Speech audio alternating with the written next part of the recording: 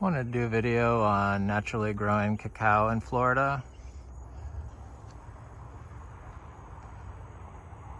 Cacao is one of those trees that when I first moved to Florida and started growing it outside, people basically said you can't do it.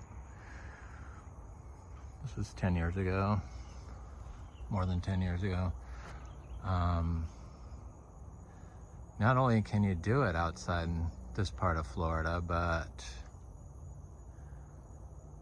you don't even have to water it. I don't, anyway. And probably nobody does if you practice soil health. Cacao does not mind standing water sometimes. Cacao, for me, needs to be planted in some shade. An hour or two of direct sunlight probably isn't going to hurt it, probably be good for it. This cacao is from a tree that I fruited, Brevard County, outside, and it's finally covered in, it started flowering in the winter, and it's finally covered in bloom, or flowers that are starting up. Little flowers, come on camera. There they are. They're very small.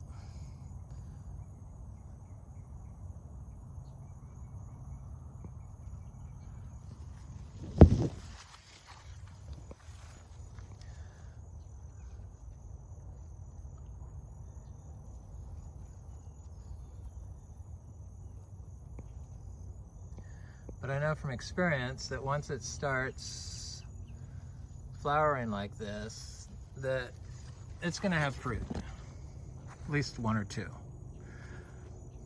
And then it'll start fruiting every year after that. So this has been in the ground here 5 years from seed. And I planted this here and didn't water it the first year. And then I connected this one to water like 3.5 years ago. Artesian drip, which I use basically 6 months out of the year, historically. We're in the wet season right now, so it's no watering needed. So the seed-grown cacao that I don't water, that were started with seeds that were biologically primed, so they were started in biodynamic compost, don't require any water. This one's been in the ground a year and some months, and I started from seed from Trinitoro seeds I got from a fruit from Montosa Garden in Puerto Rico.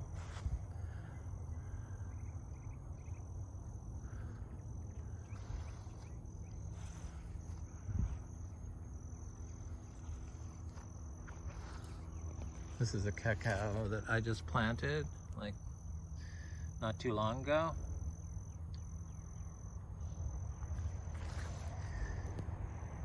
None of the cacao died from the 31 degrees we had for 5 hours last winter. This is the coldest I've ever experienced Florida, for me, in over 10 years. 13 years, I guess, I've had a house in Florida. But the cacao seemed to do very good. And this is a yellow one that's from the same fruit as the large tree, and that's the Trinitoro.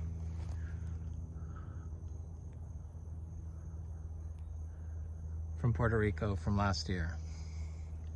And there's more of them. I see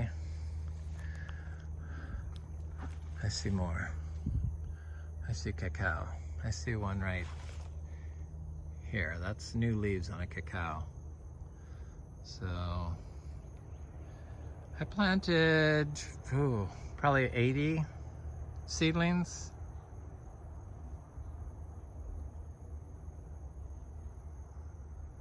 Last year. And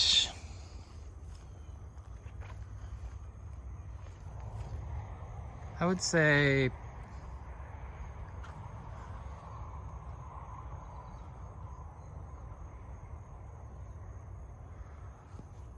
I don't know, 30% of them are still here.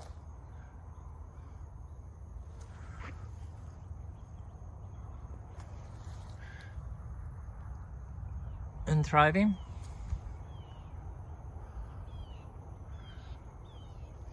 So, I don't know, we got like 20 trees still, 25 trees still, little trees, and I only paid $30 for the fruit and shipping. So,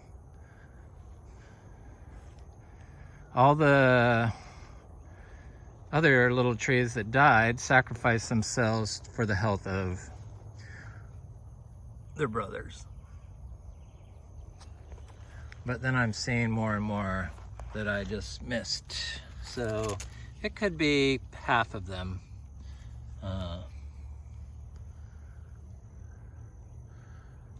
survived. So like 40 trees. And then I've been planting some more that I started with biological primers, the seeds, in the raw cow manure.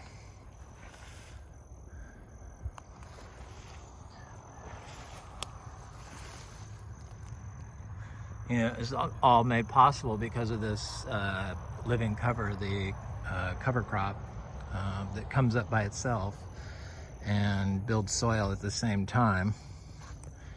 Just curious what the soil looks like here after it's been raining so hard, because it usually changes after that.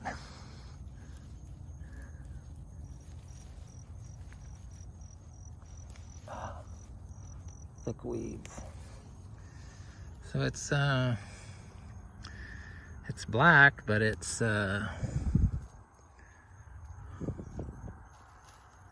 moving.